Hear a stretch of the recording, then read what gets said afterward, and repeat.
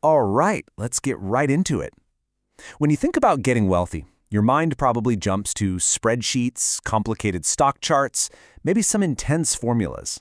But what if all of that kind of misses the point?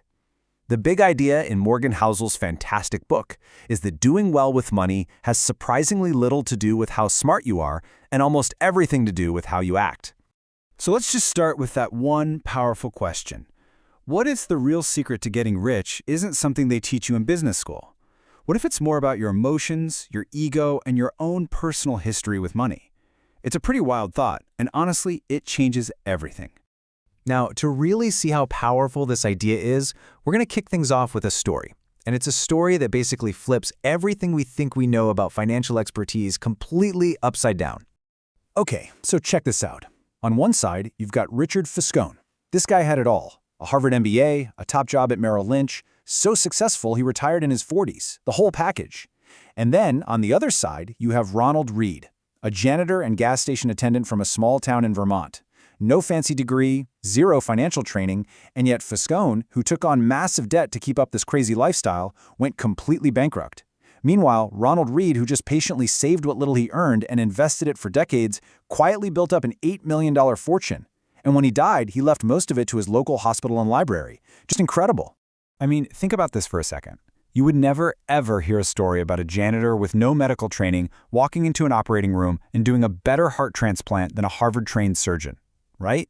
It's literally impossible. But with money, it's not just possible, it actually happens. And that tells you something really important. The rules of money are totally different from almost anything else. So here's the big takeaway. We're all taught to think about money like it's physics, with these hard and fast rules and formulas. But it's not. It's a soft skill. It's all psychology. Things like your patience, your ego, your ability to not freak out, those are the things that actually drive your results, way more than any spreadsheet ever will. And this idea just keeps going deeper. If behavior is the real key, then we have to understand why people act the way they do with their money. And the answer might catch you off guard. It's because nobody is actually crazy. This right here is one of the most powerful concepts from the book. Every single one of us sees the world through this tiny, tiny keyhole of our own personal experience. And that little sliver of reality, to us, it feels like the whole truth.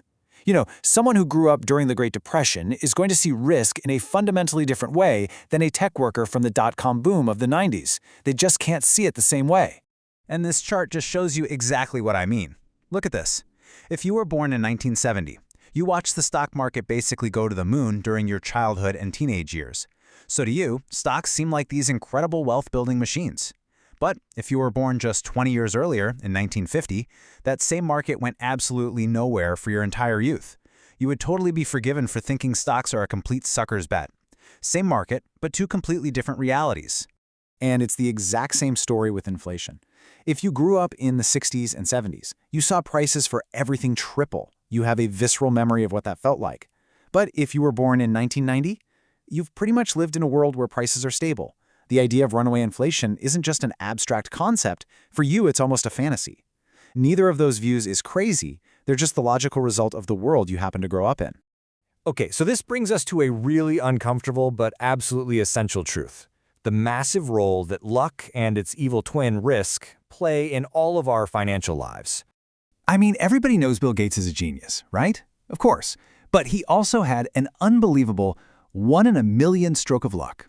Back in 1968, he just happened to go to Lakeside, one of the only high schools in the entire world that had a computer. Out of the millions of high schoolers on the planet, he was one of a tiny, tiny handful with that kind of access. He's even said it himself. If there had been no Lakeside, there would have been no Microsoft. But here's the thing. For every 1 in a million story of good luck, there's a 1 in a million story of bad luck, of risk. Kent Evans was Bill Gates' best friend at Lakeside. Just as smart, just as driven, just as good with that computer. They were planning to go into business together. But Kent died in a mountaineering accident before he even graduated high school. It's the same invisible force, just pointing in the opposite direction. So the real takeaway here is that we have to have a deep respect for both luck and risk. When we see someone succeed, it's almost never just because they were smart and worked hard. And when we see someone fail, it's rarely just because they were lazy or made dumb choices. The world is just way, way more complicated than that.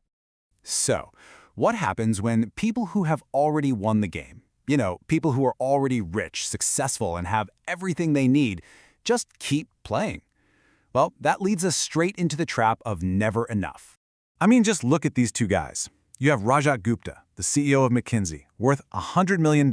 He had everything you could possibly want, but he desperately wanted to be a billionaire, so he risked everything on an insider trading scheme and ended up in prison.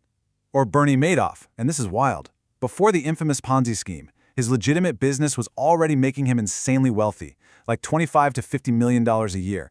They both risked what they had and needed for something they absolutely did not have or need. And that's the real danger, isn't it?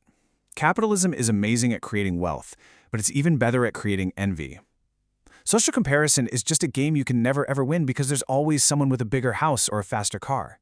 The hardest skill in finance, but maybe the most important, is just getting the goalpost to stop moving, to finally say, you know what, this is enough. There's this perfect story about the authors Kurt Vonnegut and Joseph Heller. They're at a party thrown by a billionaire, and Vonnegut points out that their host made more money in a single day than Heller had made from his masterpiece, Catch-22, in its entire lifetime. And Heller's response was just perfect. He said, "Yes, but I have something he will never have. Enough." And that brings us to our final section, and it might just be the most powerful lesson in this whole thing. What if the real engine that builds wealth isn't what we all think it is? So take a look at this number. $84.5 billion. That's roughly Warren Buffett's net worth. It's a number that's so big, it's almost meaningless. We all know he's a brilliant investor, sure, but that doesn't even begin to tell the whole story. Because here is the absolutely mind-blowing fact. Over 96% of that fortune, $81.5 billion of it, was earned after he was old enough to collect Social Security. Our brains just aren't wired to understand that kind of compounding. His real talent wasn't just being a good investor, it was being a good investor for nearly 3/4 of a century. So, let's just do a quick thought experiment. What if Buffett had lived a more normal life? Say he started investing at 30, retired at 60, but, and this is key, he still got those same incredible world-class returns. What would his net worth be? Not $84.5 billion. It would be about $11.9 million. That's 99.9% less. Just let that sink in for a second. And this reveals the true secret. His skill is investing, absolutely, but his secret is time. Compounding doesn't require genius returns, it just requires pretty good returns that you can sustain for the longest possible time. And so that leaves us with one last, really important question that should make us rethink our whole approach to money. Maybe the goal shouldn't be to chase the absolute highest returns, because that usually means taking on huge risks that could wipe you out. Maybe the real goal is just survival. It's longevity. It's about setting up your finances so you can stay in the game long enough for that magic of compounding to really do its work.